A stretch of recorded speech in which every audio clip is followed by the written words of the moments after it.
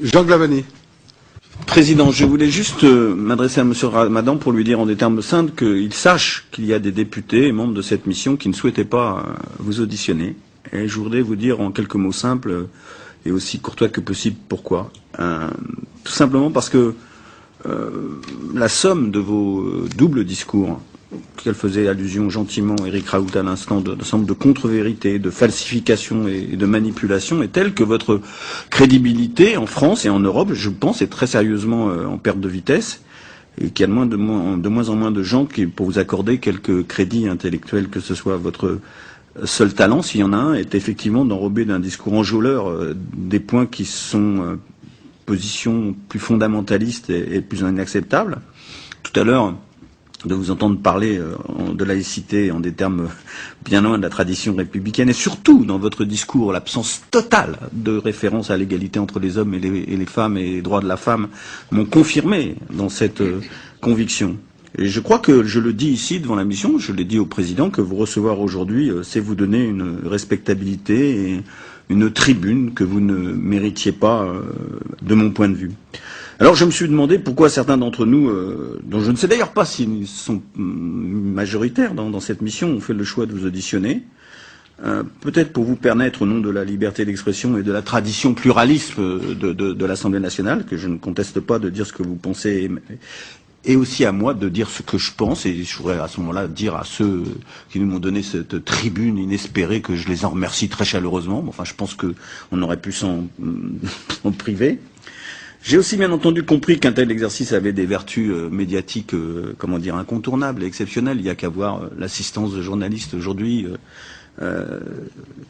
qui est telle que c'est presque une insulte aux quelques journalistes qui suivent avec méticulosité nos travaux semaine après semaine. Aujourd'hui, on voit bien que nous sommes non pas dans le travail méticuleux et studieux d'une mission parlementaire, mais dans le showbiz.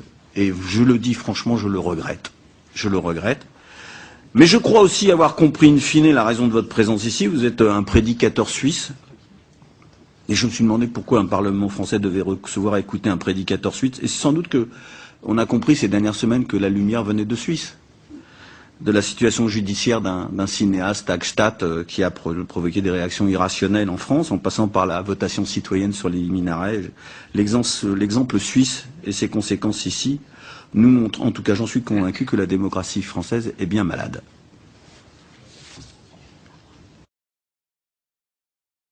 Donc, pour aller vite, monsieur,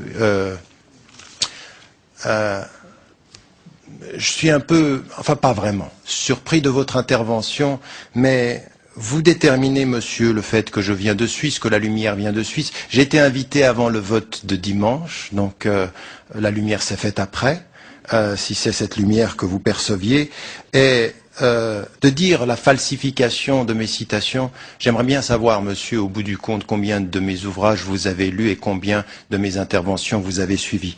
Monsieur, celui qui est en face de vous aujourd'hui n'est pas un prédicateur islamiste suisse, c'est un professeur d'université à Oxford, dont les livres sont étudiés dans 80 universités américaines, monsieur, 80 universités américaines, mais monsieur, qui depuis les 8 dernières années a été interdit de parole dans toutes les universités françaises. Posez-vous la question de savoir où est la liberté d'expression, cher monsieur. Plutôt que de me dire que j'ai un double discours, il faudrait savoir si la France est en train de perdre ses valeurs d'ouverture dans le débat critique. Et votre façon de réagir à mon intervention n'est pas du tout une façon de réagir à un débat critique, c'est un jugement sur la personne et non pas un débat, une confrontation sur les idées.